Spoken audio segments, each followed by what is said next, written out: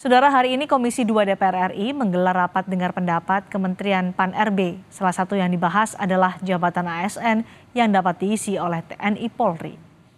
Terkait aturan ini, menurut anggota DPR dari fraksi PKS Mardani Alisera, reformasi sudah mengamanatkan tidak ada lagi dui fungsi TNI Polri. Meski Menteri menyatakan persyaratan akan dipersulit, Mardani menilai lebih baik tidak membuka kotak Pandora. Periode ini selalu untuk TNI Polri, karena reformasi memang sudah menggarisbawahi wajib ada kanal sendiri, ya, tidak ada lagi dui fungsi, ya, tapi masing-masing fokus profesionalitas.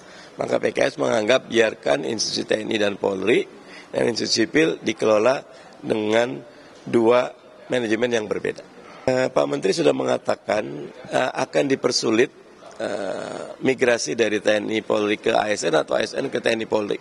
Perlu ada persyaratan khusus. Tetapi yang lebih baik jangan buka kotak Pandora.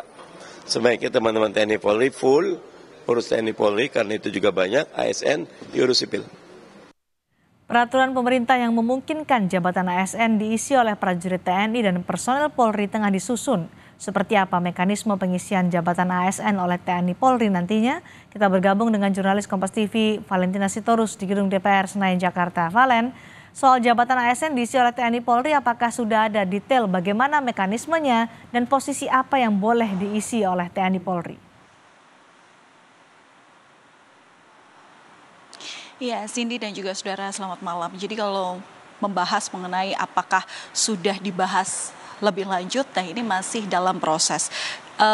Untuk rapat dengar pendapat yang tadi dilakukan oleh jajaran Komisi 2 DPR RI bersama dengan Kementerian Pan-RB itu saat ini masih dalam progres pembahasan, di mana nanti dalam target penetapan dari RPP ASN ini nanti akan ditetapkan selambat-lambatnya pada tanggal 30 April 2024. Kemudian tadi hal terkait dengan pertanyaan sudah adakah posisi-posisi mana saja yang diperbolehkan untuk ditempati TNI Polri dalam lingkup ASN begitu. Ini tadi juga saya tanyakan kepada Menpan RB sendiri, memang tidak dijabarkan secara rinci, tapi disebutkan bahwa aturan-aturan ini sudah dijabarkan secara jelas di Undang-Undang TNI. Dan kalau misalnya saya mencari tahu lebih lanjut dari Undang-Undang Nomor 34 Tahun 2004, tepatnya di pasal 47 ayat 2 ini memang disebutkan bahwa prajurit aktif dapat menduduki jabatan pada kantor yang membidangi koordinator bidang politik dan keamanan negara,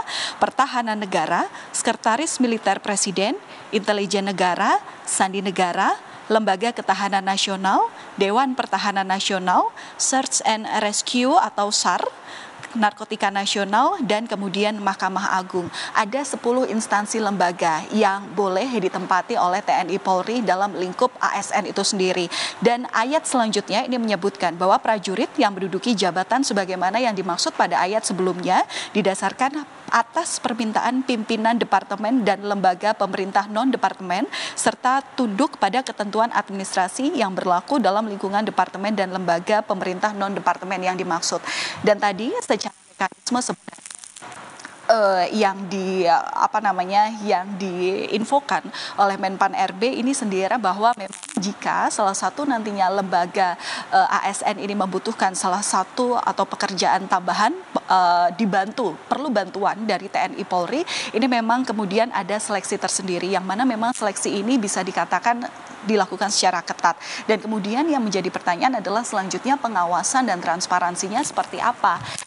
Ini nanti lingkupnya adalah dari kesekjenan, di mana nanti pastinya sudah ada tim profesi ahli yang kemudian melakukan seleksi terhadap calon-calon dari TNI Polri yang kemudian akan diperbantukan dalam pekerjaan yang kemudian dipasrahkan begitu ya, atau kemudian dibutuhkan bantuan dari lingkup TNI Polri.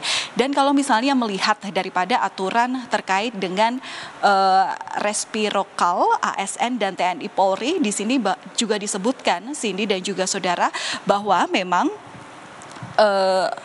jabatan atau pengisian jabatan dari prajurit TNI dan anggota Polri ini hanya untuk jabatan ASN tertentu pada instansi pusat tertentu. Artinya hanya untuk level eselon 1 dan hanya ada di lingkup pimpinan pusat.